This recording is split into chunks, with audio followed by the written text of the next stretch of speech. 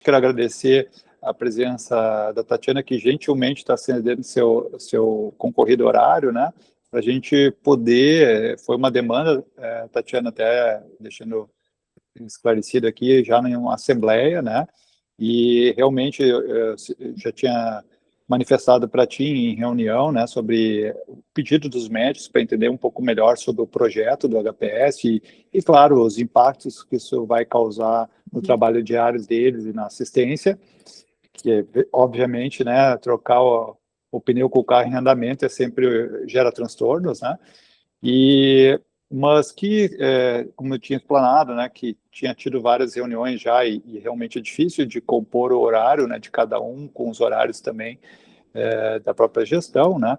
Então, a gente, em pós-reunião, acho que ficou boa essa ideia de gravar e disponibilizar depois para que todos possam acessar no horário que for mais adequado, né? Certo. E ele coloca, né, aberto para fazer a sua apresentação e depois a gente pode abrir para discussão, comentários, né? Excelente, então, é sempre um prazer conversar com o Sindicato Médico, né, eu tenho maior respeito pela instituição e como diretora do HPS há quase 7 anos, eu tive várias intervenções e interfaces com você, sempre foi muito colaborativo o trabalho, né, a equipe técnica, a equipe assistencial e também a equipe jurídica, que já nos socorreu, inclusive, em várias circunstâncias. Então, eu gostaria de começar falando que o HPS é um hospital referência no atendimento ao trauma e pacientes vítimas de situações agudas onde há risco iminente de vida.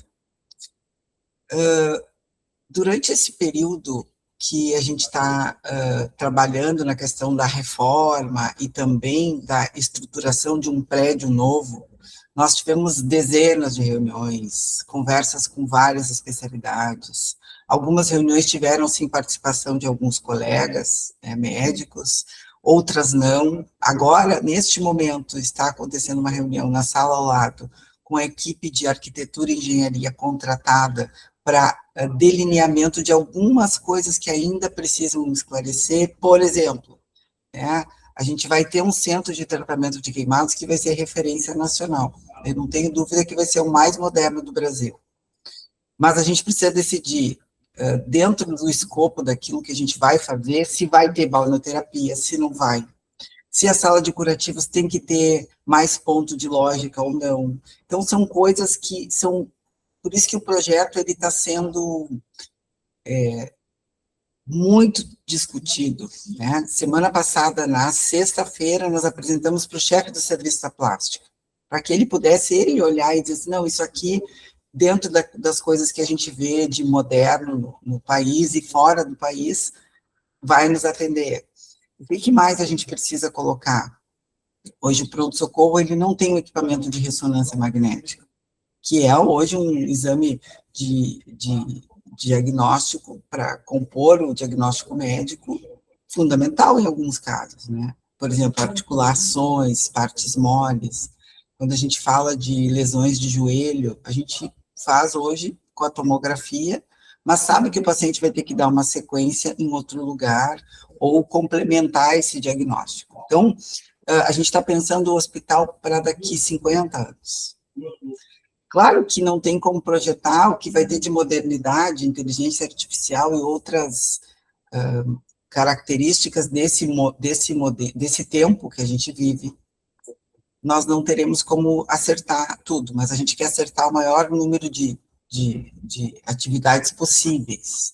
Então, hoje o HPS ele não tem um ambulatório adequado, uma área física dedicada, a gente quer que isso aconteça, porque é importante a gente acompanhar o desfecho dos pacientes. Não vão ser todos os pacientes, mas alguns pacientes, por exemplo, os da cirurgia plástica, que vão precisar de cirurgia de segundo tempo, e que vão precisar fazer, muitas vezes, pequenos procedimentos para poder dar continuidade ao tratamento da internação.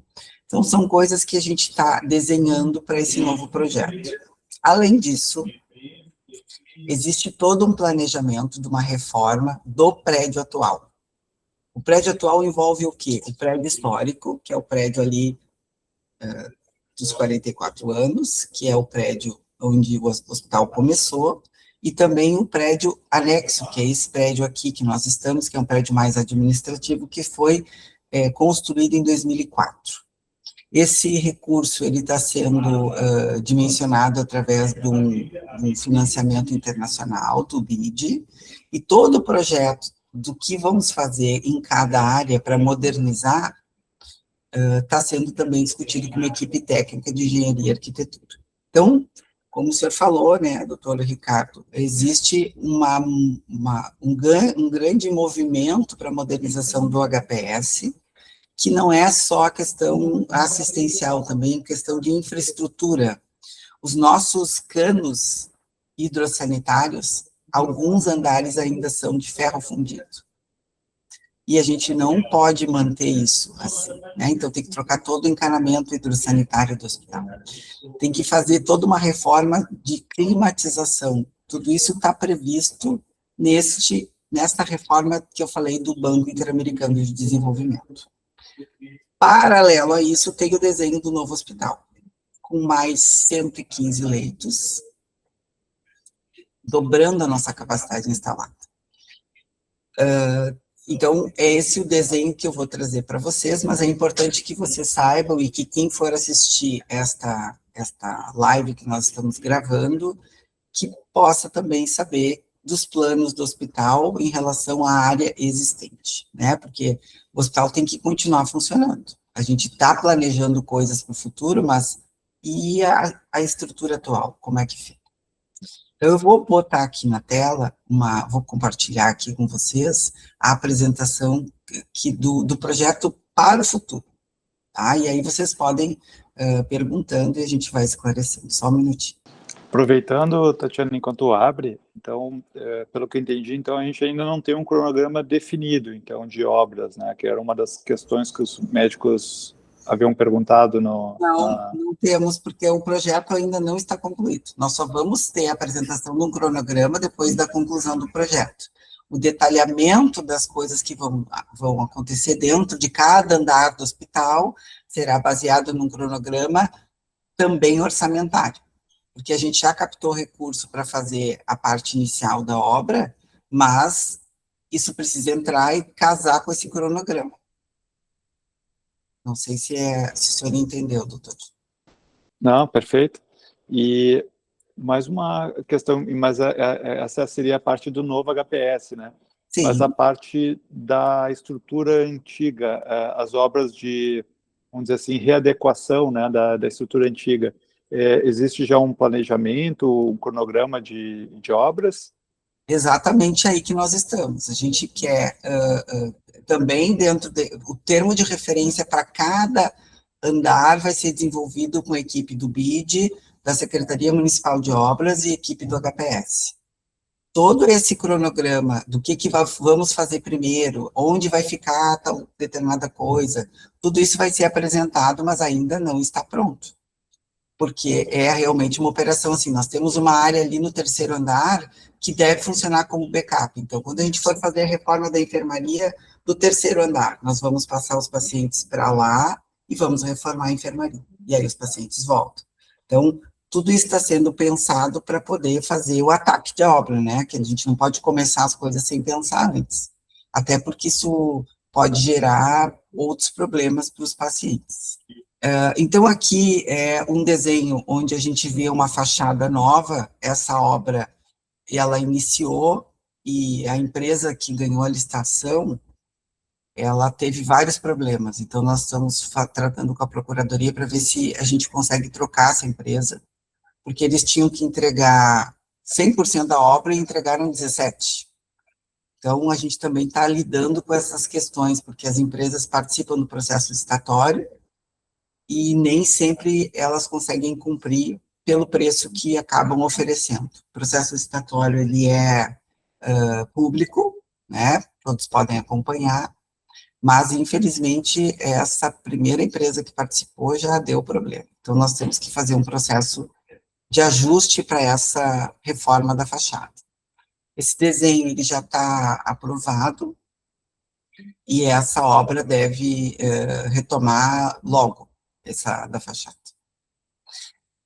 Então, ano passado, nós atendemos aproximadamente 152 mil consultas, 5.300 internações, mais de 300 mil exames laboratoriais e mais de 185 exames de imagem. Uma área de 19 mil metros quadrados e aproximadamente 1.000 servidores. Então, o resto das pessoas, que totaliza aproximadamente 1.400 pessoas, são de pessoas que compõem o quadro de outros serviços e serviços terceirizados. Por exemplo, há alguns contratos médicos, equipe de lavanderia, mão de obra para higienização, refeitório, são pessoas que compõem, a equipe de recepção do hospital também é terceirizada. Aqui a gente sempre destaca, né, que o hospital é considerado um hospital de excelência e padrão nacional pela qualidade, como na UTI de queimados e a UTI pediátrica, que passou recentemente por uma reforma, foi entregue uma área com mais 7 leitos para tratamento de crianças vítimas de trauma. Então, a expansão, ela está prevista acontecer em 8 andares. Aqui tem um desenho esquemático, mais ou menos, de como vai ficar o projeto, e a gente vai construir mais 11 mil metros quadrados de área física. Essa expansão, ela foi calculada com um metro quadrado aproximadamente R$10.000, foi o valor estimado quando a gente começou o projeto. Nós só vamos ter certeza de quanto isso vai custar quando a gente receber o cronograma físico e financeiro da construção do projeto, que deve concluir em breve. A gente está falando julho e agosto para receber esse projeto. O projeto, né, da reforma, da construção, perdão. Hoje a gente tem 95 leitos, a gente vai chegar a aproximadamente 200, então vai mais que dobrar a nossa capacidade instalada. Nós fizemos, desde fevereiro de 2012, quando esse desenho começou a ser pensado, foi a compra dos imóveis, depois a desocupação, e aí a demolição das casas, a abertura do processo licitatório, e o desenho, o projeto de expansão e a captação de recursos, que é exatamente aqui onde nós estamos. Então, o detalhamento da ocupação interna o nosso principal trabalho agora, para que a gente faça um projeto mais assertivo e com menos chance de dar problema. Aqui é um pouco de como a empresa que está fazendo o desenho atua, né?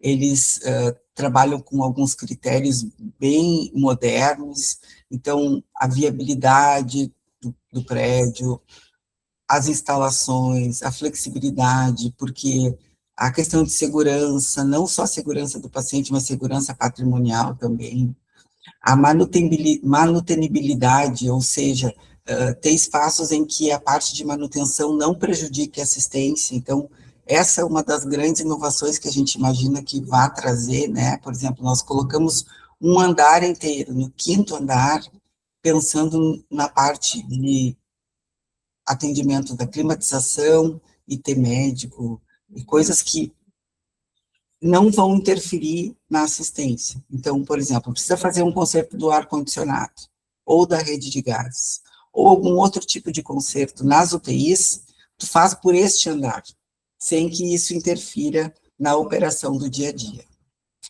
E a ambiência, para dar um lugar mais moderno, com todas as certificações que a gente puder trazer para esse prédio novo.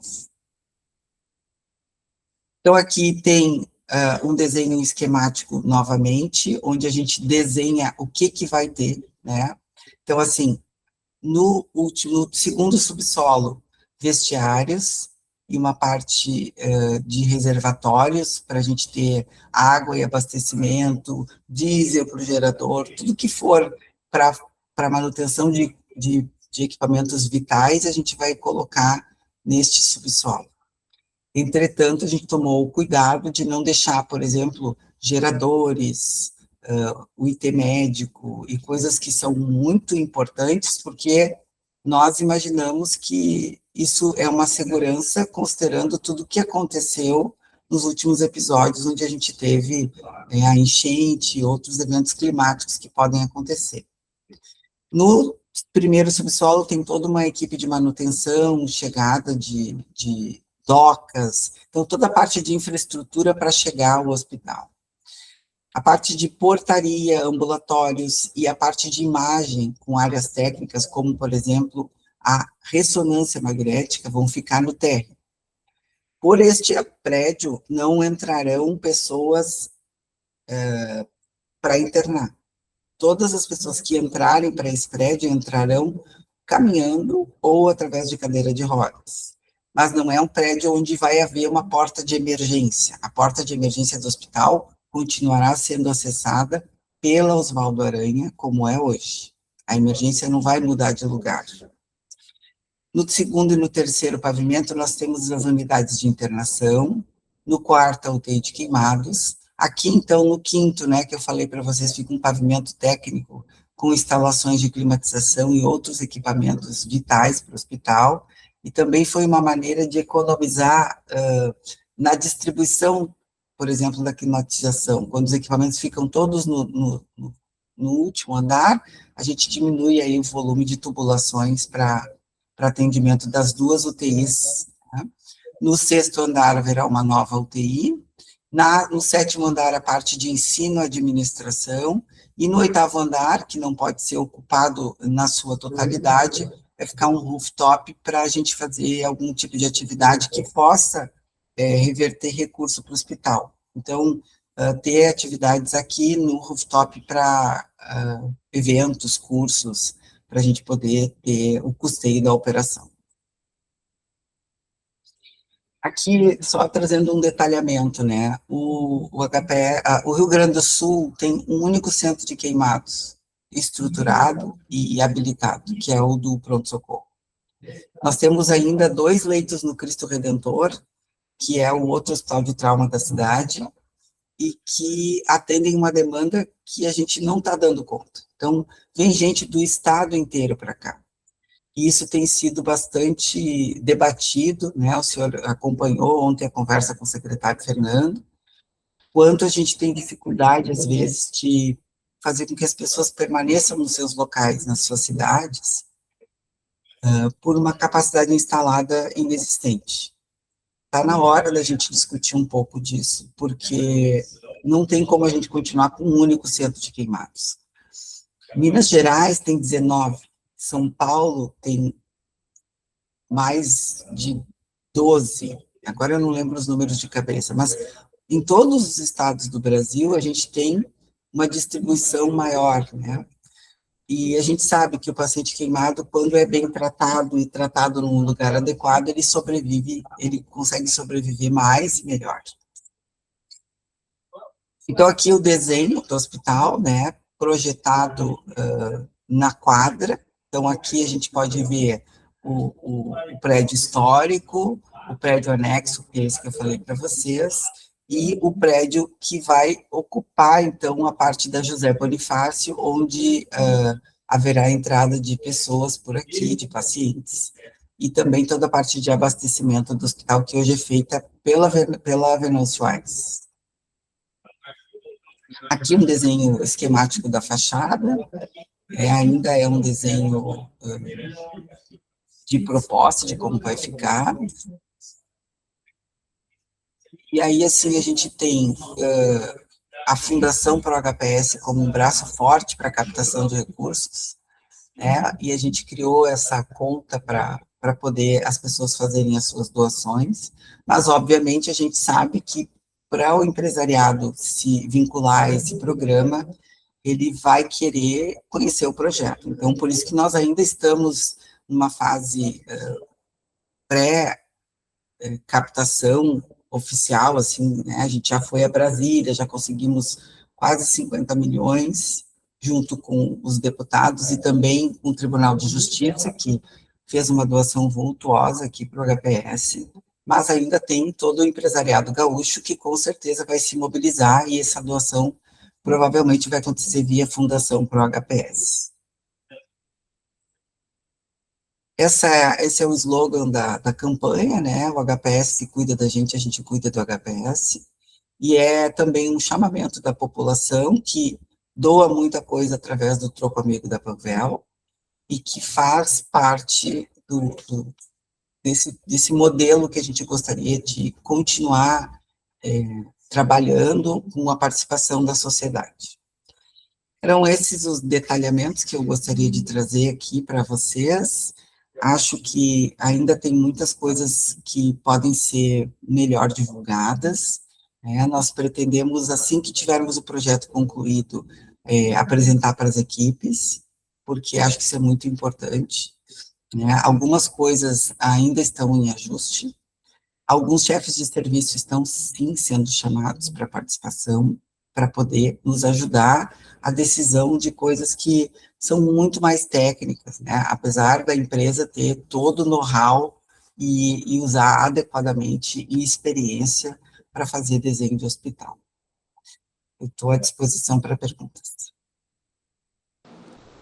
Obrigado, Tatiana. Muito importante. Tomara que consigam, né? Conseguirão, né?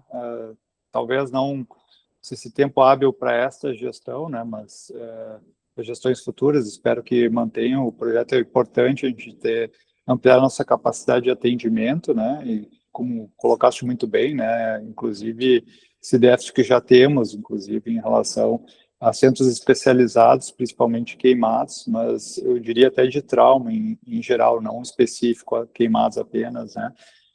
2 centros apenas em Porto Alegre é realmente preocupante. Acho que dá conta parcial de toda a demanda que se tem, inclusive na própria cidade. Mas, estou entendendo, claro, não temos um cronograma ainda, tem que ter o projeto perfeito, acho que faz todo sentido. E com relação ao prédio antigo, tem algum projeto já estabelecido e cronograma em relação a reajuste?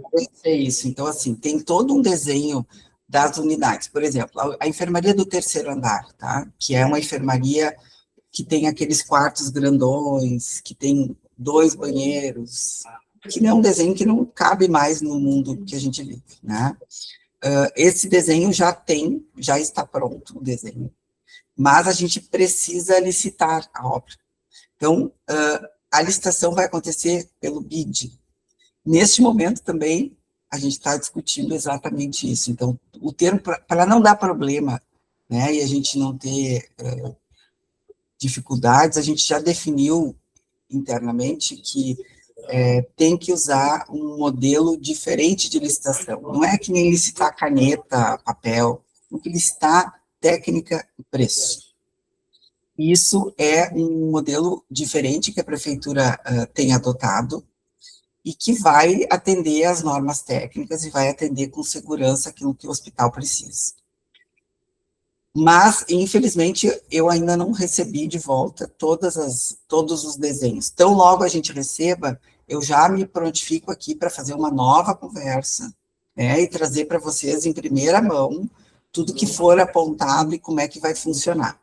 Existe toda uma necessidade, né, de fazer, por exemplo, a gente trocou todo o telhado do 5º andar, fizemos uma reforma em toda a climatização da unidade de queimados antiga, para poder voltar os pacientes para lá.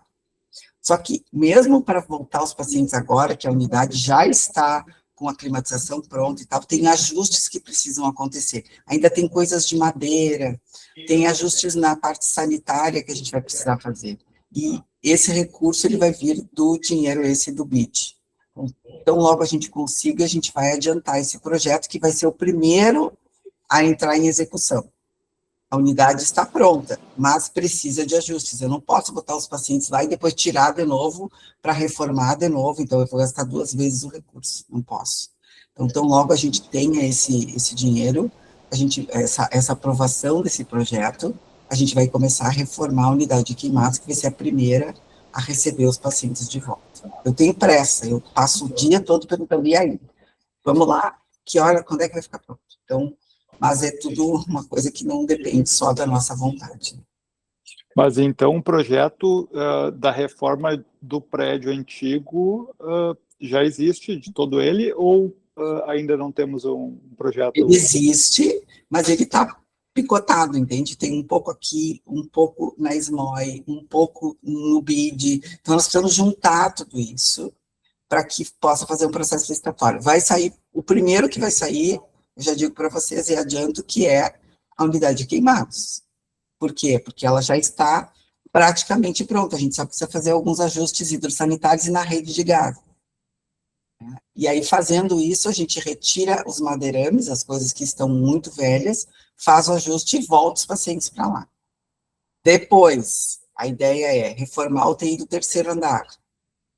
Fecha a UTI do quarto, volta os pacientes para o quinto. Aí pega os pacientes do terceiro, bota no quarto. Reforma o terceiro. Então, é toda uma dinâmica para a gente poder reformar todas as unidades, que hoje ainda precisam de reforma. No segundo andar, a enfermaria de adultos, a unidade de internação de adultos já está ok, já tem banheiros nos quartos, são quartos que têm 3 ou 4 ou 5 leitos, dependendo do quarto, são separados, né, por gênero, então isso ajuda bastante e melhora o cuidado. Mas é só uma unidade que está reformada, e as outras? Ali é a enfermaria pediátrica, né, que a gente conseguiu reformar.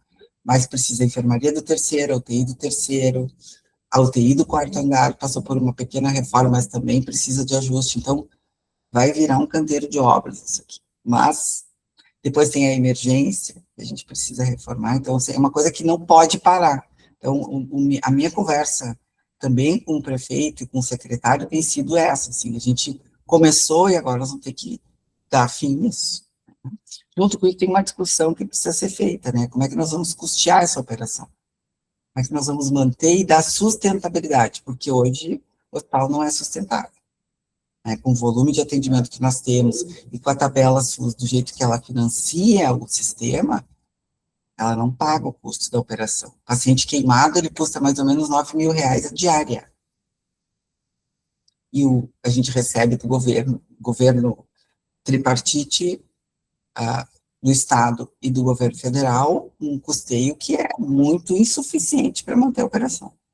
O cirurgião plástico 24 horas por dia, bloco cirúrgico com alta demanda, curativos especiais que não são contemplados na tabela, mas que a gente usa porque melhora o desfecho do paciente,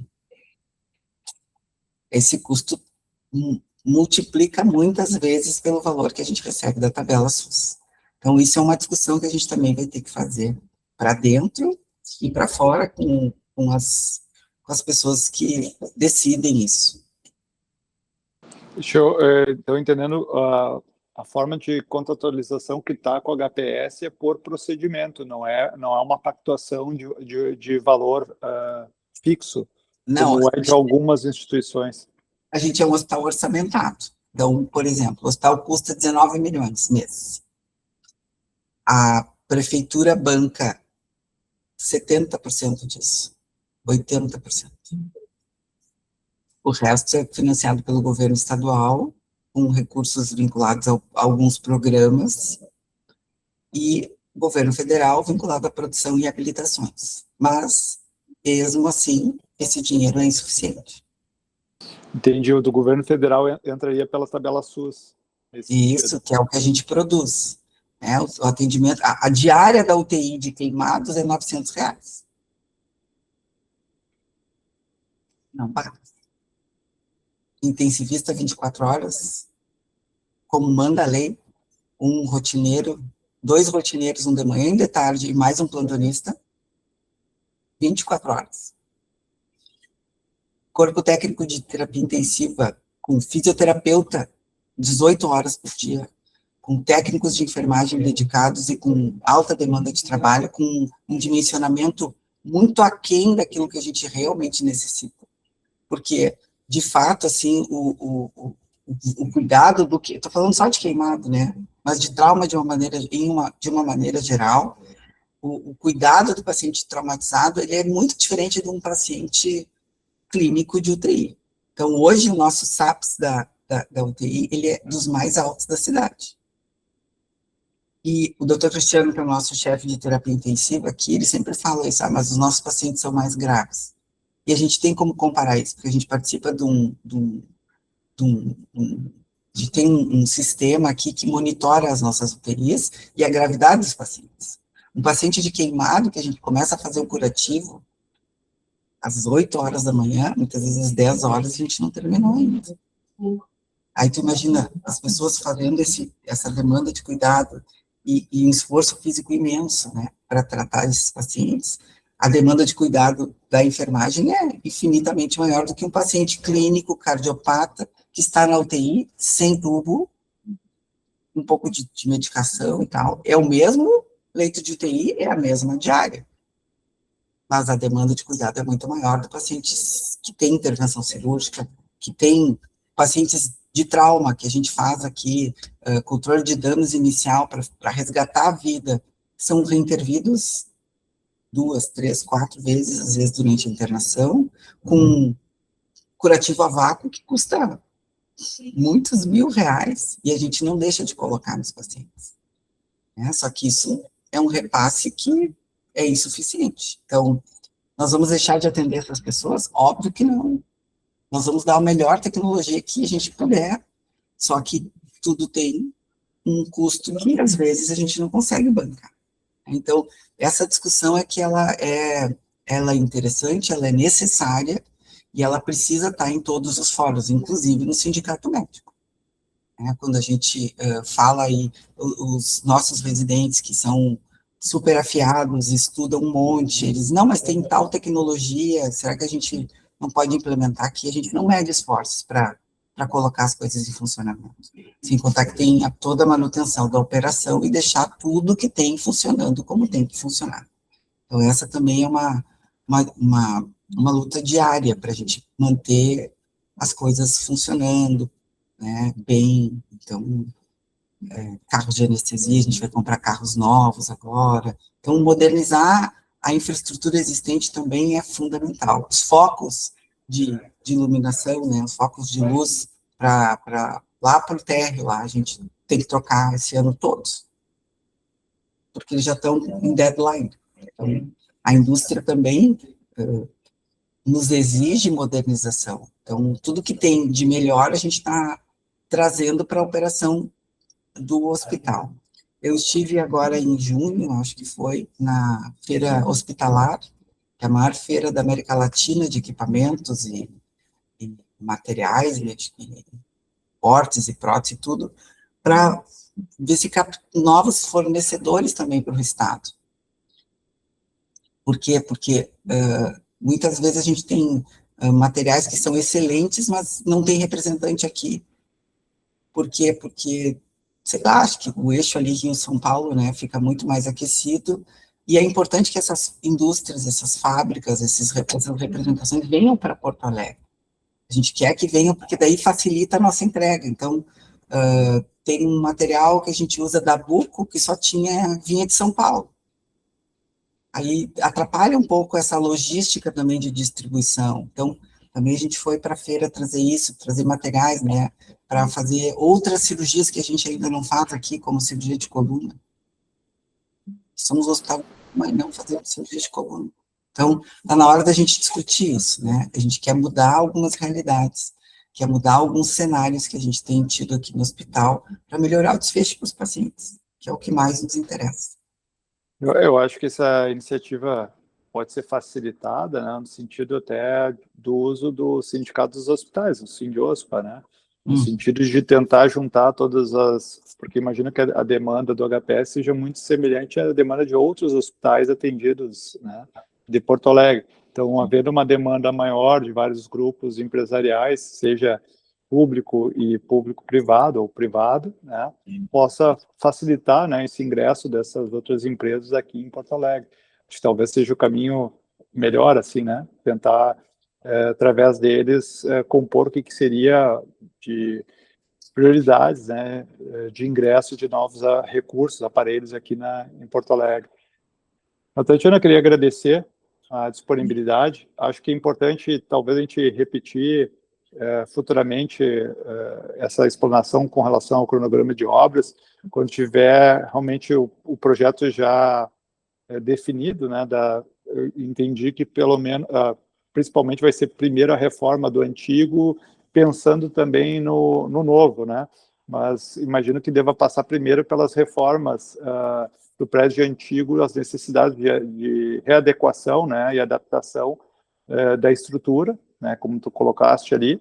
Então, e pelo que eu entendi, talvez em julho ou talvez agosto já tenhamos uma resposta mais definitiva em relação a tudo que precisa ser feito, que vai se alterar, e aí podemos ter talvez uma perspectiva de cronograma, talvez não de datas, mas de o que será feito em qual unidade, quais serão as primeiras unidades a serem atendidas, para tentar dar uma perspectiva melhor aí para o grupo assistencial do próprio HPS. Eu pretendo, assim, então, logo ter esse cronograma, chamar o nosso diretor clínico, né, para apresentar para ele, e aí ele chama os especialistas para conhecerem o projeto, para poderem participar e entender. Isso não é uma discussão fechada, nunca foi, mas a gente está nesse compasso de espera, porque é necessário concentrar agora esforços para que a empresa termine o projeto executivo. Então, essa é a nossa maior missão agora. Então, eu vou terminar aqui com vocês e já vou ali para outra sala para tentar acelerar que as coisas andem. Perfeito. Agradeço, Tatiana, e vamos disponibilizar isso depois para todos os associados ali, para que eles possam, né, compreender a que ponto anda. E, claro, havendo a necessidade, a gente pode marcar, claro, à disposição convidando para fazer outras reuniões que possam, talvez, esclarecer algumas dúvidas, que certamente o olhar de quem trabalha dentro do HPS é muito melhor do que eu, que não, né, só passei como interno, realmente não vivo o dia a dia ali do HPS. Tá bem. Agradeço novamente e até breve, até a próxima reunião.